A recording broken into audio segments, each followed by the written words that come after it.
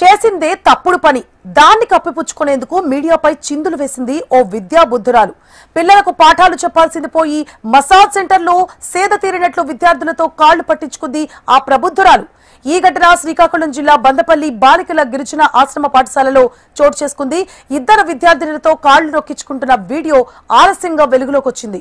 ఇదే విషయంపై ఉపాధ్యాయురాలిని ప్రశ్నిస్తే తన కాలు బెణికితే విద్యార్థులే వచ్చి కాళ్లు నొక్కారని బుకాయించింది. అయితే ఉపాధ్యాయులు చెప్పిన దానికి విజువల్లో కనిపించిన దానికి ఎక్కడా పొంతనలేదు. కుర్చీలో హాయిగా సేద తీరుతూ ఫోన్ మాట్లాడుతున్నట్లు కనిపించింది ఉపాధ్యాయురాలు. కాలు బెణికితే ఫోన్ మాట్లాడుతూ తాపీగా కూర్చుంటారా అంటూ స్థానికులు ప్రశ్నిస్తున్నారు. ఈ ఘటనకు సంబంధించిన వీడియో సోషల్ మీడియాలో వైరల్ కావడంతో ప్రభుత్వం చర్యలకు ఉపక్రమించింది. ఈ ఘటనపై ఉపాధ్యాయురాలికి షోకాజ్ నోటీసులు జారీ చేశారు.